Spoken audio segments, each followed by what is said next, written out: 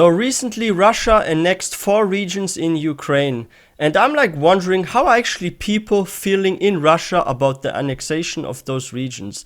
So Daniel asked Russians inside Russia how they are feeling about the annexation and if they are happy that Russia is now bigger or if they disagree with it. Let's see what people inside of Russia have to say about the annexation.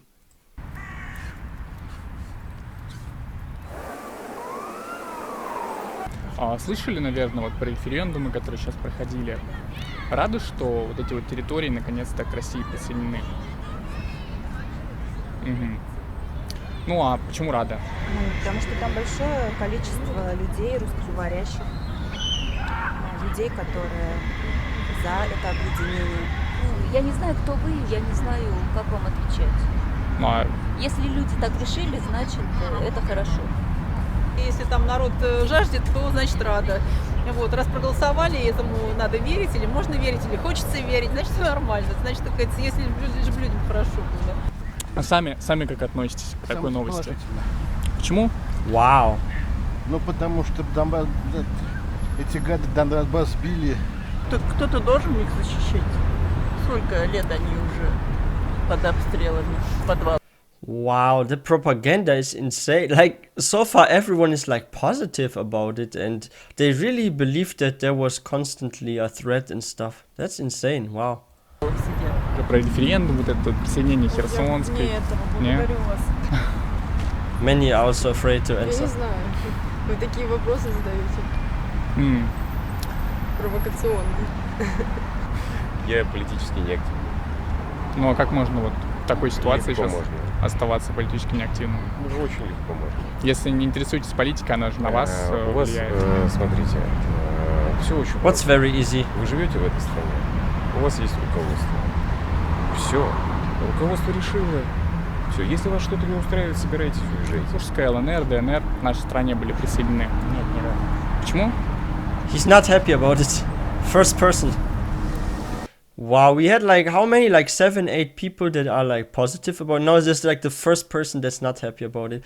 But what I see now is a lot of people don't even know what's really going on because some of those regions, like they said, only in the Donbass and in Luhansk, right? They're like people that want to be part of Russia or something, right? And then they're going to Kherson too and like other regions and Kharkiv. And from what I've heard and seen when this all started, the majority there was like pro-Ukraine, right? So why do you annex a region where the majority actually want to be part of Ukraine? And then they go with like freaking machine guns, like with rifles and stuff to their door and say, hey, you have to vote now, please vote. And then they put it in a transparent box where you can see it's a yes or no. What if they are like, you wrote no on this, why did you write no? You go and correct this, you must write yes. If not, I will pull the trigger or something. Like, how is that a fair vote, right? Like, it needs to be a neutral zone for that. Like, this needs to be demilitarized, I hope I pronounced that correct. And if there's no military there, you can do the vote. But not if there's military present, because that's not a fair vote, in my opinion. Не знаю, что сказать. She's speechless. Не знаю. Ну, вы как думаете? Украина — это Украина, Россия — это Россия. Yeah. Крым — это тоже Украина.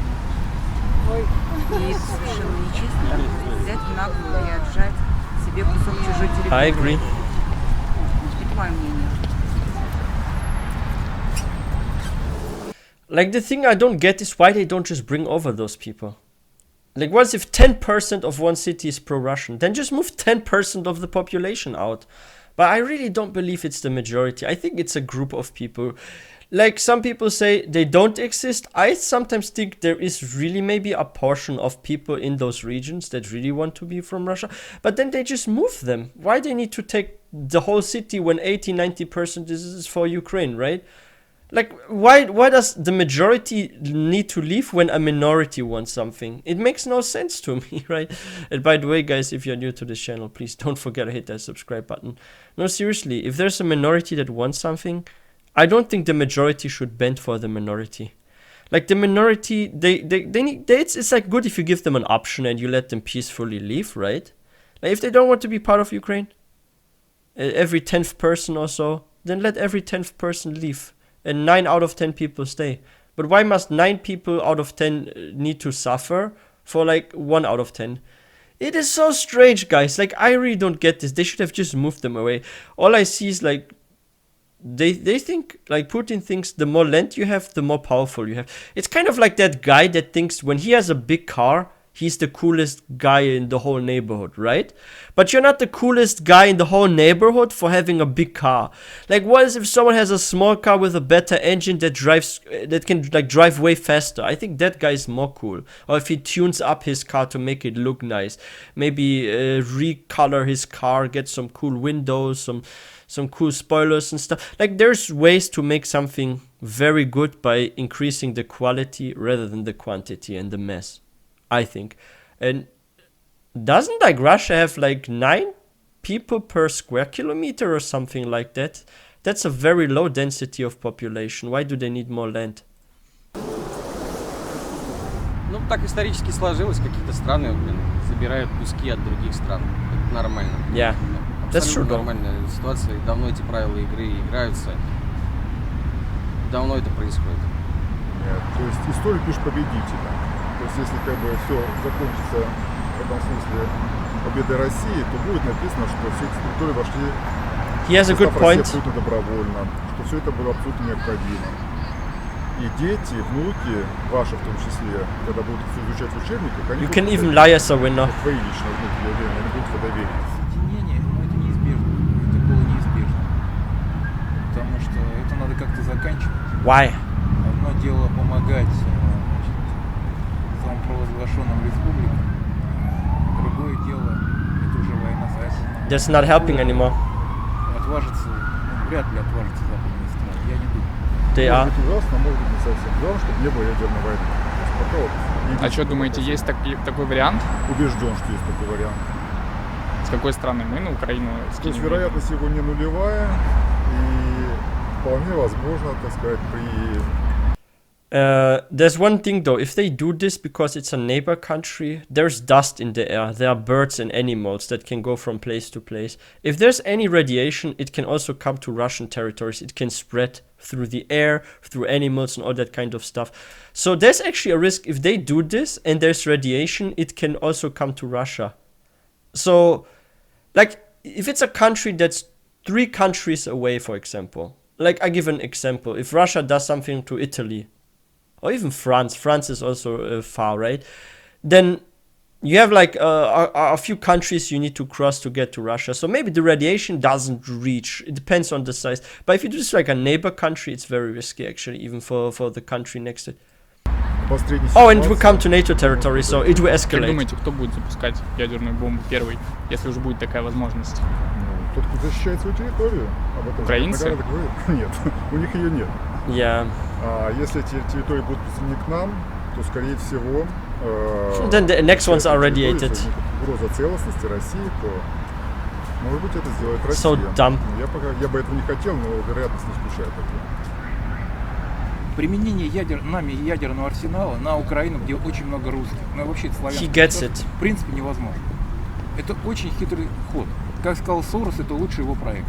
Вообще за всю историю против России, он, ну, никто не, все ведь знают, что Сорос это явный, как бы, да, антироссийский человек. Он сказал, что это лучший его проект за всю историю, которую вот с 90-х годов и раньше, как-то он все это делал. Вот, поэтому чем бить? Нечем. Соответственно, война могла начаться на нашей территории легко. Но это опять-таки, на мой взгляд, и по тем сведениям, которые есть у меня оттуда. Ну, то есть получается все-таки хорошо тогда то, что все эти... Это не хорошо и не плохо, это неизбежный Нет, то, факт. что присоединились к нам территории. То, что они присоединились, на мой взгляд, это ослабит пыл западных стран в отношении нас. Потому что воевать с Россией, ну чтобы было понятно, да, как говорил эксперт один из Израиля, для уничтожения Америки 9 минут, вот на нашем арсенале, для уничтожения Великобритании 3 минуты, для уничтожения Германии 1 минута. Ну то есть, чтобы не было иллюзий в то, что с нами можно... Yeah, but he doesn't get that if you destroy the planet, it also comes to your home.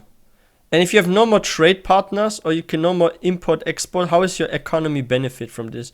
Like imagine like all the countries disappear except for one country and everything is radiated or in ruins and stuff. I think the single country that remains will be actually in big poverty and there will be many issues it cannot face alone. Воевать. Нельзя с нами воевать. Это закончится крахом для всего мира. Они это знают, но хотят максимально выжать из этой ситуации максимум. То, что с Россией воевать нельзя, вот сейчас в данной ситуации, это факт. Ждем войны. Когда ее еще нет? Когда официально объявят. Они все еще молчат. А что по поводу мобилизации думаете? Официально. Всех позовут, все и пойдем. Но за какую цель? А я защищать родных. А кто остальные, за что, я не знаю. Ну, от кого их защищать? He's not sure. От нацистов? Да при чем тут нацисты? Тут куда они уже не плюнут на нацистов. От первого мира, скажем так. Европа, Америка и прочие, их друзья. But they're not harming them. Нас уничтожить. Ослабить. Я думаю, да. Разворовать. Да.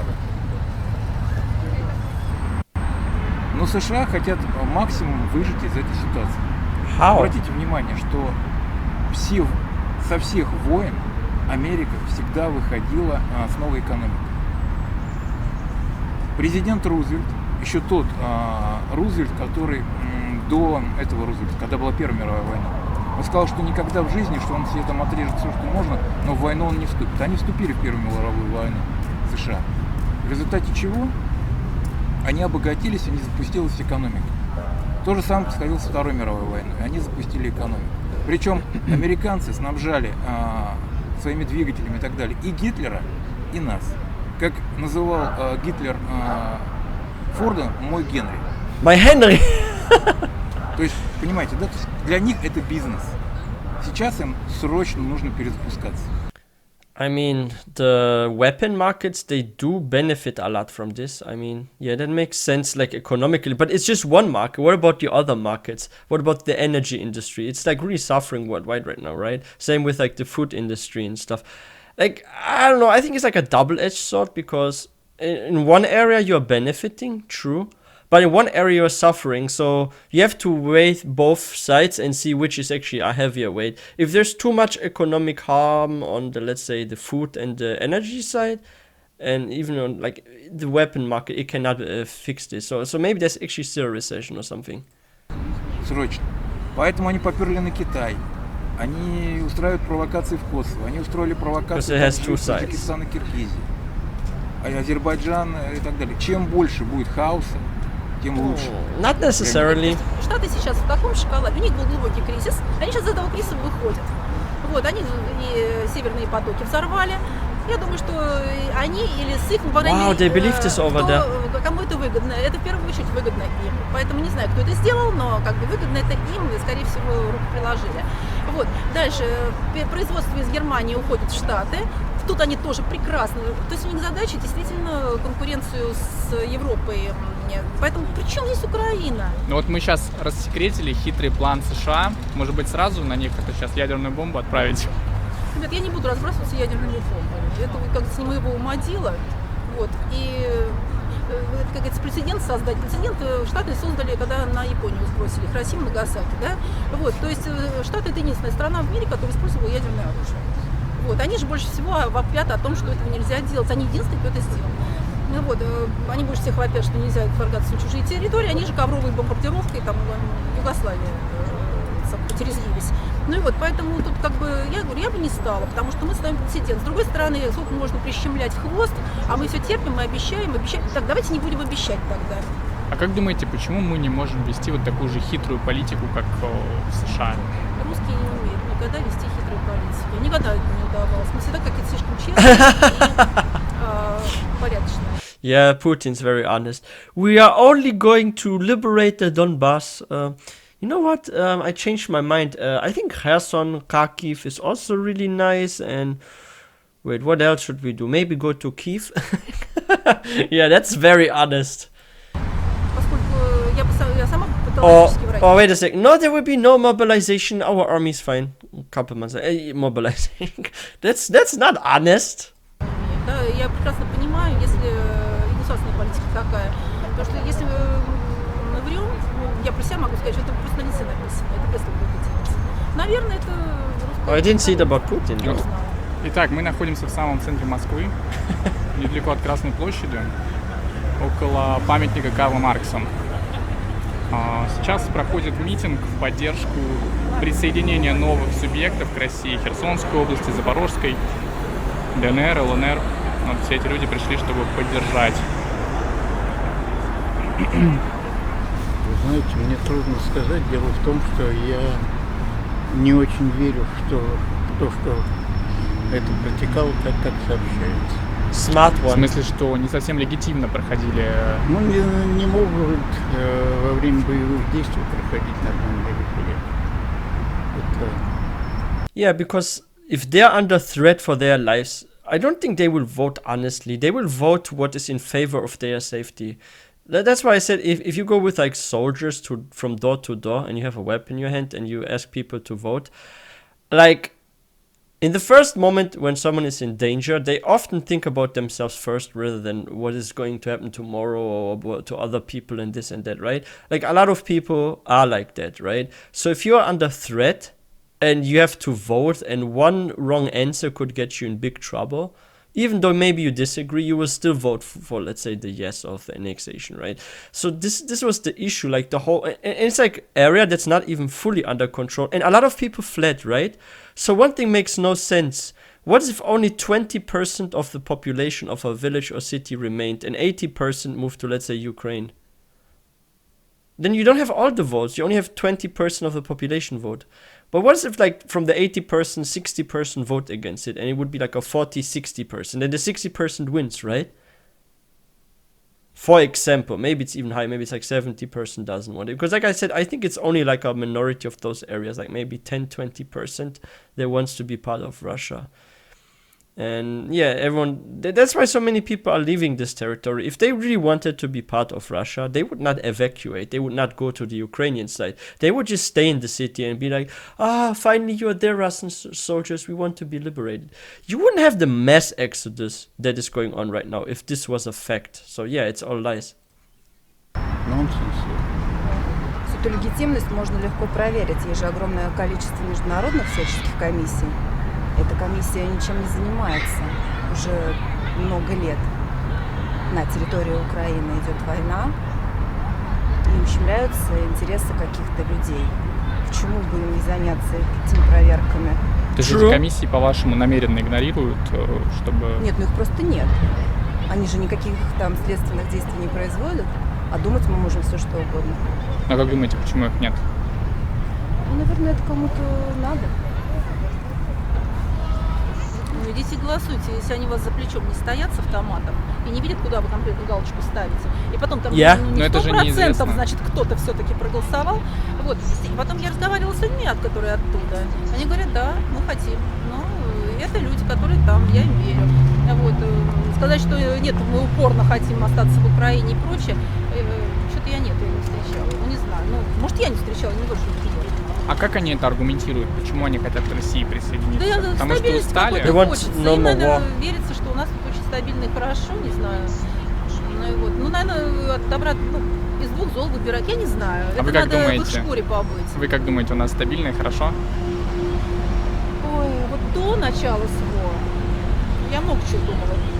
Вот. До начала СВО круто было. А сейчас, опять же, что случилось, то случилось. Вот сейчас я бы ничего раскачивать точно бы не стала. Потому что опять же вопрос. Хорошо, раскачали, свергли, заменили. И что? И весь мир нас сразу возлюбил. И сразу все санкции сняли. А кого? Вот хорошо, мы ушли, мы Крым отдали. Мы все, мы сказали, ребята, все, мы Путина... No, I think if they do this, part of the sanctions will be removed. 1 year later, another part will be... I think over a couple of years, 80% will be removed of sanctions, at least. Maybe even more, let's see. If it's a president that does like reforms, like a very democratic one, maybe it can be removed in 4 years, everything. That's my guess. прогнали, мы белые пушистые, все замечательно. Дальше что? И дальше нас все по-прежнему любят. Мы любимские парадами в Москве, мы, как говорится, ювеналку пустили по полной программе, мы стараемся понравиться Западу. Это уже было, ребята, это уже было. Ничего хорошего в этой стране не принесло. Но, оказывается, действительно, вот сейчас санкции, а мы тут живем, за хлебушком ходим, кино смотрим, и вот меня, как обывателя, санкции не коснулись. Пока, что там в глобальном масштабе не знаю. Но меня мне сейчас не коснулись. Значит, все-таки Путин молодец, раз сделал так, что они меня не коснулись. Да?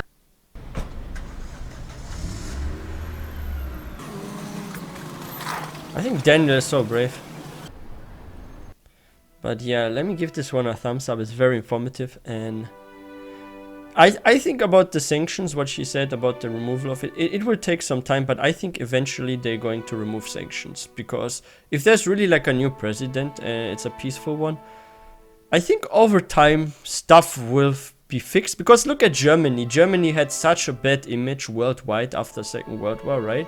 And then after a couple of years, things started to stabilize. But it's not going to happen in just a couple of weeks or months, like she said. It's not going to be immediate. But I think after a couple of years, stuff will get better in Russia if there's a new regime. That's my personal opinion and how I see things. But yeah, if you guys are new to this channel, please don't forget to hit that subscribe button. If you guys enjoyed this video, please don't forget to give this one a thumbs up. And let me know in the comment section what you think about this situation, about the annexation and stuff. I think they didn't do it a fair way, because there was military present, there's still a conflict. It must be done in times of peace to be even legit, right? But yeah, wish everyone a wonderful day, and I will see you guys next time.